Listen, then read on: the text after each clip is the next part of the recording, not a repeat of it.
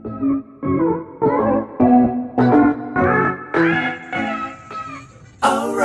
alright, alright. Okay, okay, okay. Guys, sa tagbiraran, nagulat ko sa akong anak. Nani ko sa, adto ko sa video. Nagulat ko sa rapuan. Kaya ito anak opisina pa.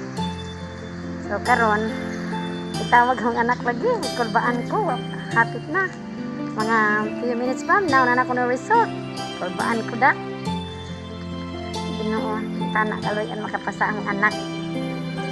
Kulbaan jud ko, waiting sa result ra.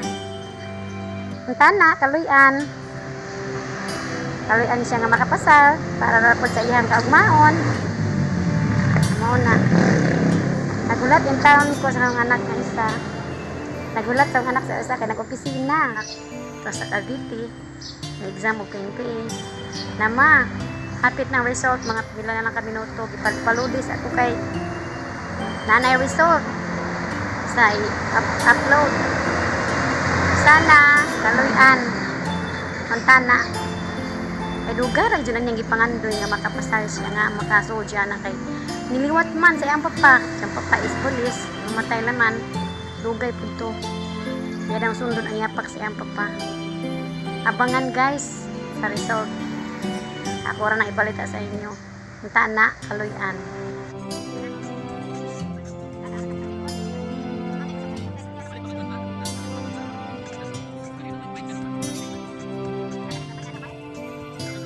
Abot na jud ko sa balay. Gikan ko sa Tagbilaran City, di aling magbiyahe layo from Binorman to Tagbilaran City, almost mga 3 hours kung kuan, pero naka sakinan man mi, so mo na mag-alis pa sa oras. Pero happy ako jud ibalita sa inyo, happy me, proud mother na nakapasar ang anak sa PNPA di ay. So pero di pud lalim gagihan, gikan sa out of 17,000 nga ni exam, ang nakapasar is 1,300. So ang 1,300 niadto og Manila ni exam og neuro og interview. Sa 1,300, 1,700 na ni pasar. After ana nanap-lain na pod sa 700, mo to siya nga ang nabilin is 511 ba to, basta more 500 kapin. So mo to siya ni exam sa physical and interview final na. So thanks God no na isa akong anak sa nakapasar sa naabot na kuta nga 300 no. Isa akong anak na less siya sa 130. So dako pasalamat no kay di lalim ang agihan, di may dai lalim mag-apply og PNPA. Gikan sa exam paingon sa neuro and then medical, sunod is physical and interview. So mo na agihan, so inubanan sa di man tang may mahambog o makamawhong anak, pero musalig jud ta number 1 sa Dios no. So unahon jud ato ang pangayon ang Dios nga naman bisang pag unsa ka bright, daghan kay mga bright nga di ka pasar tungod kay ang panalangin sa Dios maguban kung mangayo jud ka. So suporta pud sa ginikanan, kailangan jud og support og ginikanan og sa family. So mo na karon sa time nga ni-apply yung anak og PNPA, proud kay ko nga naman mas wala ko gastuan to ang mga angilang ate, yang kuya, isang manong manitabang mo nag-support sa financial nga naman wala namang kuy halos ita finance. Kay last exam siya sa PNA, ako dito tanan mga almost mga 20 to 30,000 ang gasto. Kay syempre may exam, mga requirements matupag Manila. Mao na, so ako dito bonus, nag-loan pa ko didugang para lang makagasto. Failure ra gyapon, pero okay lang kay nga naman jud nang mukabuta og may gagmon sa mga anak na time nga di tanan natong gigasto nga makuha nato. So at okay lang to, basta la at least nga nakita at least akong anak nga ni support jud ko. So karon nga ni exam mo muna na po siya PNPA. So ang yan ang mga maguwang kay wala ko ikagasto. So ijang mga maguwang may ni support. So kay bilib man po siya mga maguwang, ijang ate, ijang kuya, iyang manong todo support jud sila. Kay syempre human na gud pud sila, tulo na gud pud sila, mostly success na gud pud sila.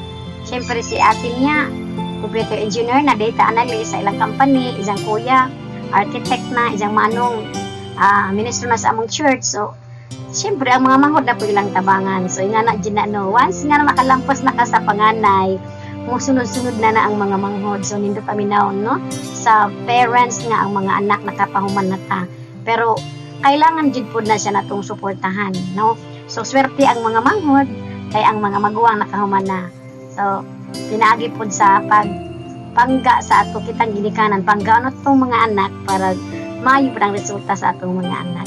Nga na dyan na nga balik ta sa result dito pa sa taglan kulbaan ako kay gitawagan ko sa mga anak na mama kuan ka na ay karon ang result ipahawid na mig cellphone kay pag abot nila mga pila ka oras pagkaog magimbarguhan silang cellphone kay di sila pwede ka magamit og cellphone na syempre wa mi monitor ja after anang pagka anang pila ka paghapit ng result gipahawid sila para online man ang pa sila man dyan pauna pakita o pa man nang gipost siguro ang pag-post ang result final pero gipauna sila pakita silang pangalan kung nakapasar ba sila o wala. So happy kay mi pero sa primero kulbaan ko kay syempre kakabaka ko kay mo biya ni pangandoy sa anak sa duging panahon kay naas yung bloodline dyan ano og ang gikan sa ilang father ilang lolo military na giday isa sa anak nga muliwat.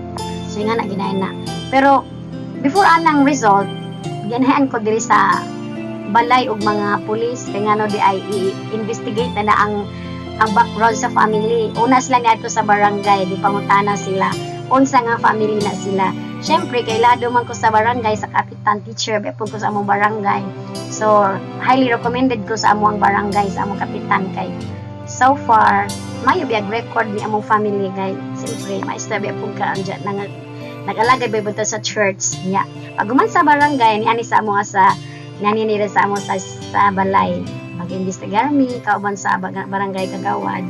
After ana niyon siya nga padtuon ko sa kanang police station dito na ang mga background gikan sa mga anak mga ayang kuya tanan-tanan member sa family pangualo ka ng record unsay nahuman unsay iyang trabaho sa mga igsuon tanan-tanan asa ang address mga tanan personal information kuhaon anak dyan pag kuman ana ako unsay ang trabaho tanan ayang papa ayang late nga papa unsay trabaho nga na di mo lalim na mag-apply og PNPA no lalim kay syempre kang yang alang rason is te bagajud kuno maski pag nakapasar dito sa mga exam interview physical medical dyan pag abot sa background dili ka pasar mo na nga kay ang mga police di ay dire sa ato ang ginikanan nga lugar sila mo recommend paingon sa PNPA para kung ang ngayon para sila makasulod kay siyempre libre tanan walay gasto pero mo gasto sa dako kayo gasto kay si papili sa primero mga exam mga madto ka sa lugar mo na dako gasto pero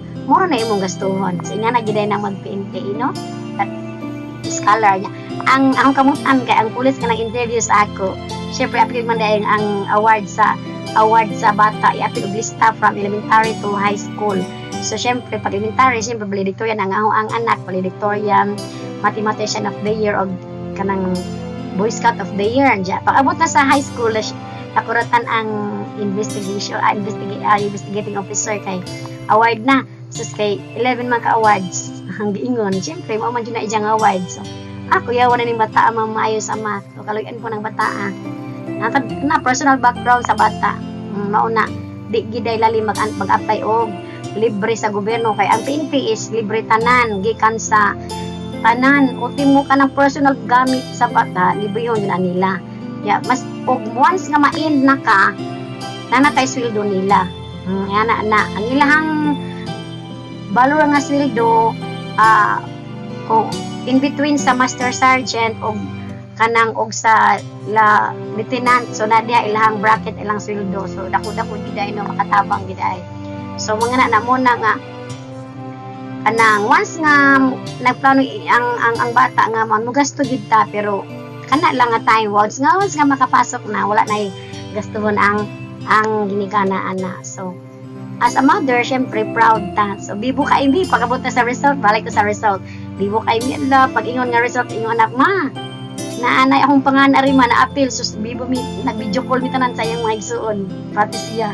So happy kay ko dako kay ko pasalamat sa mga igsuon ang mga anak ngayon ayang ate jan kuya grabe jud support ha pero before ano sa wapay result nag anak kinamot ko kay nag-self-pity mama, kung di ko makapasar, si atig si kuya dako na ra ba gasto, suportahan pa baka ko, inaingon po ko sa mga maguwang. Ingon po diyang mga ate, siyempre suportahan jud ka, taman ka mahuman, kaya di man pwede, basta di man pwede di ka ra masuportahan, kaya bag di ka mahuman, unsa na lang ka.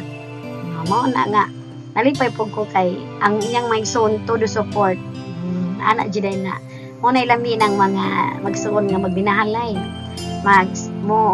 magtinabang nga importante. Thanks for watching. Subscribe, i-click ang notification bell.